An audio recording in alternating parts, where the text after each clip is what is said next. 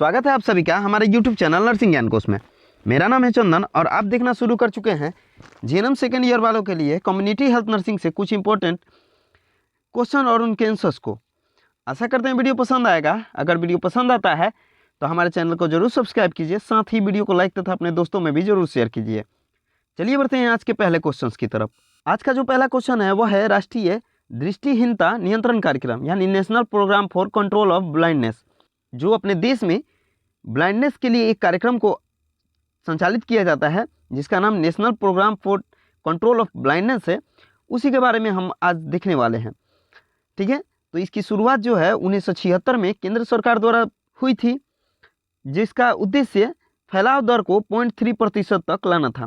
ठीक है, यानी ब्लाइंडनेस के फैलाव को 0.3% तक लाने का इसका मेन उद्देश्य था, जिसकी शुरुआत 1976 में केंद्र सरकार ने किया था।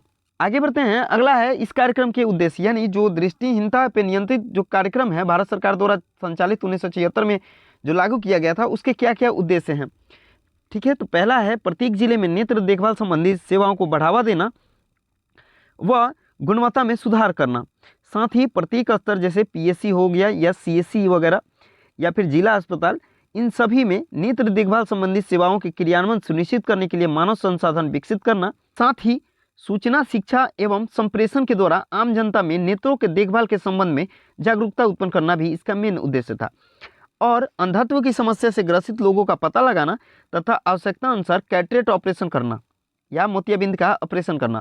साथ ही नेत्र देखभाल संबंधित सेवाओं के क्रियान्वयन हेतु नेत्र कर्मियों के प्रशिक्षण की व्यवस्था करना और नेत्र बैंकों की स्थापना करना भी इसका मेन उद्देश्य था। ठीक है, जो राष्ट्रीय दृष्टिहीनता नियंत्रण कार्यक्रम है उसका जो मेन उद्देश्य है वो है प्रत्येक जिले में नेत्र देखभाल संबंधित सेवाओं को बढ़ावा देना तथा गुणवत्ता में सुधार लाना और प्रत्येक प्राथमिक स्वास्थ्य केंद्र या सामुदायिक स्वास्थ्य केंद्र या जिला अस्पताल में नेत्र संबंधित देखभाल सेवाओं के क्रियान्वयन सुनिश्चित करने के साथ साथ मानव संसाधन विकसित करना। सूचना, शिक्षा एवं संप्रेषण के द्वारा आम जनता में नेत्रों के देखभाल के संबंध में जागरूकता उत्पन्न करना, अगर जरूरत पड़े तो मोतियाबिंद का ऑपरेशन करना। साथ ही नेत्र देखभाल संबंधित सेवाओं के क्रियान्वयन हेतु नेत्र कर्मियों के प्रशिक्षण की व्यवस्था करना और नेत्र बैंकों यानी आई बैंक की स्थापना करना भी इसका मेन उद्देश्य था। बढ़ेंगे, अगला है संशोधित रणनीति। ठीक है, जो दृष्टिहीनता से नियंत्रित कार्यक्रम है उसका क्या क्या रिवाइज स्ट्रेटेजी बनाया गया था बाद में उसको। तो पहला, अंधता के नियंत्रण हेतु चलाए जा रहे राष्ट्रीय कार्यक्रम को और अधिक व्यापक बनाना, जैसे स्कूली बच्चों में परावर्तन संबंधी दोषों एवं कर्निया संबंधी अंधता का पता लगाना, कैटरेक्ट सर्जरी के पश्चात रोगी को उचित देखभाल प्रदान करना। साथ ही सर्जरी के पश्चात अच्छी गुणवत्ता वाली दृष्टि की प्राप्ति सुनिश्चित करने हेतु परंपरागत सर्जरी के स्थान पर इंट्राऑक्यूलर लेंस जिसे IOL बोलते हैं उसका प्रत्यारोपण को प्रोत्साहित करना। साथ ही बेहतर नेत्र देखभाल सेवाओं के क्रियान्वित सुनिश्चित करने हेतु आवश्यक उपकरणों एवं दवाइयों की पर्याप्त मात्रा में आपूर्ति सुनिश्चित करना और आधुनिक मोतियाबिंद ऑपरेशन के संबंध में नेत्र विशेषज्ञों को प्रशिक्षण देना।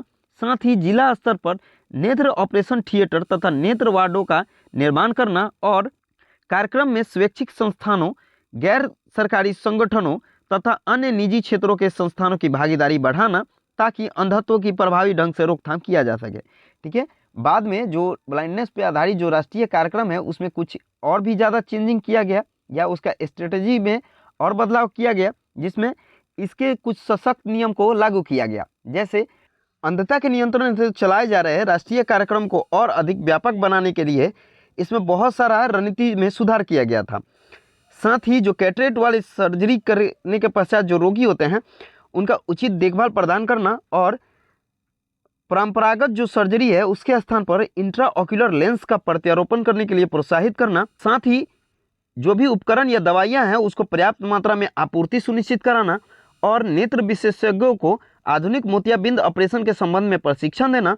साथ ही ऑपरेशन थिएटरों तथा नेत्र वार्डों का निर्माण करना और कार्यक्रम में स्वैच्छिक संस्थानों, गैर सरकारी संगठनों जैसे NGO वगैरह तथा अन्य निजी क्षेत्रों के संस्थानों की भागीदारी बढ़ाना ताकि अंधत्व के प्रभावी ढंग से रोकथाम किया जा सके, इसका भी इसमें रणनीति बनाया गया था। अगला है स्वास्थ्य शिक्षा यानी हेल्थ एजुकेशन। ठीक है, स्वास्थ्य के सभी पहलुओं के बारे में शिक्षित करना ही स्वास्थ्य शिक्षा कहलाता है। ठीक है, यानी स्वास्थ्य के बारे में हम लोग जो भी जानकारी वगैरह देते हैं सभी पहलुओं के बारे में जो हम लोग विस्तृत चर्चा करते हैं उसी को हम लोग स्वास्थ्य शिक्षा के नाम से जानते हैं।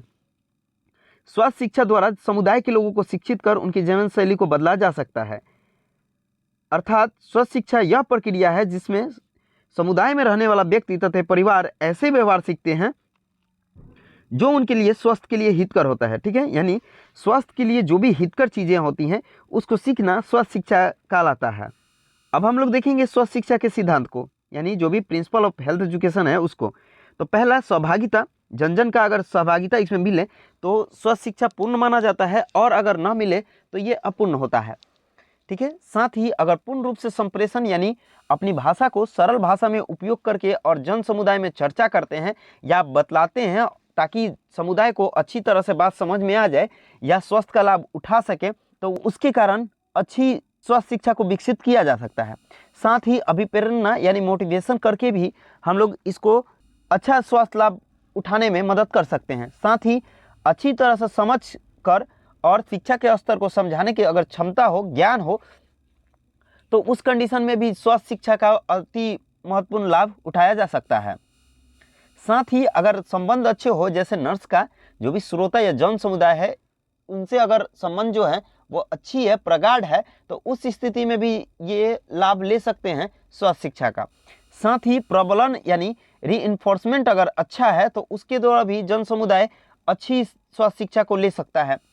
साथ ही लर्निंग बाय डूइंग करके यानी करके सीखने, यानी किसी चीज़ को करके दिखाने और उसके द्वारा अगर कोई शिक्षा दिया जा रहा है तो वो भी एक महत्वपूर्ण हिस्सा होता है स्वास्थ्य शिक्षा को प्रभावी बनाने का। साथ ही अगर किसी चीज़ में रुचि अगर हो रही है, जैसे जो भी स्वास्थ्य शिक्षा का विषय है उसमें अगर श्रोता या जन समुदाय रुचि ले रहा है और उसका आवश्यकता है तो उससे भी स्वास्थ्य शिक्षा जो होती है वो प्रगाढ़ होती है। अब हम लोग स्वास्थ्य शिक्षा की विधियों को देखेंगे। तो पहला होता है व्यक्तिगत स्तर पर स्वास्थ्य शिक्षा। इस विधि में सामुदायिक स्वास्थ्य नर्स द्वारा व्यक्तिगत तौर पर स्वास्थ्य शिक्षा प्रदान की जाती है। ठीक है, पहला जो होता है व्यक्तिगत स्तर पर स्वास्थ्य शिक्षा, इसमें सामुदायिक जो नर्स होती हैं वो व्यक्तिगत तौर पर स्वास्थ्य शिक्षा प्रदान करती है। इसके अंतर्गत गृह मुलाकात करके और व्यक्तिगत रूप से स्वास्थ्य शिक्षा देने का कार्य करती है। दूसरा होता है समूह स्तर पर। ठीक है, यानी सामूहिक तौर पर अगर चर्चा वगैरह करते हैं, जैसे गर्भ निरोधक के महत्व, परिवार नियोजन के महत्व, टीकाकरण के महत्व, तो उससे भी स्वास्थ्य शिक्षा की विधि में माना जाता है। साथ ही इसमें प्रदर्शन करके भी इस दिखाया जाता है, जैसे ORS का घोल कैसे तैयार करना है। साथ ही बुखार के दौरान मरीज अपने जीवन में ले सकें ऐसी तकनीक को जो भी मरीज के लिए फायदेमंद हो या जन समुदाय के माध्यम हो उसको प्रदर्शनी करके, साथ ही लेक्चर द्वारा यानी उसके बारे में बोल के, समूह चर्चा करके, संगोष्ठी द्वारा, कार्यशाला द्वारा, पैनल चर्चा द्वारा, field trip, flash card, flannel board, साथ ही जन साधारण स्तर जैसे अखबार, रेडियो, स्वास्थ्य पत्रिका, बुकलेट पर्चे, फिल्म और टेलीविजन, प्रदर्शनी व पोस्टर, इंटरनेट, इनके माध्यम से भी स्वास्थ्य शिक्षा को दिया जा सकता है।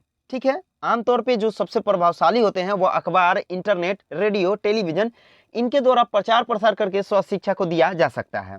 अब हम लोग बढ़ेंगे आगे, स्वास्थ्य शिक्षा के उद्देश्य को देखेंगे। ठीक है, तो पहला होता है जन समुदाय को स्वास्थ्य के प्रति जागरूक करना।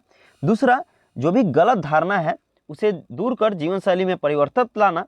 साथ ही जन समुदाय को सरकार के द्वारा चलाई जा रही योजनाओं से अवगत कराना और उन्हें जागरूक करना, और समाज में फैलने वाली बीमारियों के लक्षण व उनसे बचाव के उपाय के बारे में जन समुदाय को आवश्यक जानकारी देना, ये कार्य होता है स्वास्थ्य शिक्षा के उद्देश्य में। अगला है स्वास्थ्य शिक्षक के रूप में नर्स की क्या भूमिका है। ठीक है, अगला है स्वास्थ्य शिक्षक के रूप में एक नर्स की क्या क्या भूमिका होती है उसी को, ठीक है, देखेंगे। तो पहला होता है जो भी स्वास्थ्य का आकलन है उसका करती है नर्स और उनकी समस्या को दूर करती हैं। साथ ही व्यक्तिगत, परिवार में, समूह में स्वास्थ्य शिक्षा देने के लिए योजना बनाती है और आवश्यकता अनुसार व्यक्तिगत तथा समूह में स्वास्थ्य शिक्षा देती हैं। साथ ही जन समुदाय को आसानी से समझने के लिए सरल भाषा या फिर ये बोलें कि लोकल भाषा व स्वास्थ्य शिक्षा को आकर्षण बनाने के लिए दृश्य श्रव्य साधन जिसे ऑडियो विजुअल एड बोलते हैं, साथ ही स्वास्थ्य शिक्षा के प्रभावी विधि का भी उपयोग करती हैं और जन समुदाय के स्वस्थकर जीवन शैली अपनाने के लिए प्रेरित करती हैं।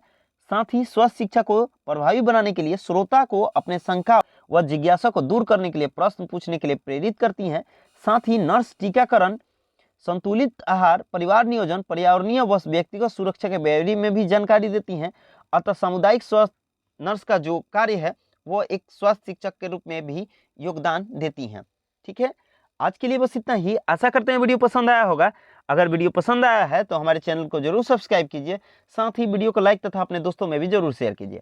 अगर आप इस वीडियो से संबंधित पीडीएफ को देखना चाहते हैं तो हमारे डिस्क्रिप्शन बॉक्स में लिंक मौजूद है, जिस पे आप टाइप करके पीडीएफ को देख सकते हैं। मिलते हैं नेक्स्ट वीडियो में, तब तक के लिए धन्यवाद।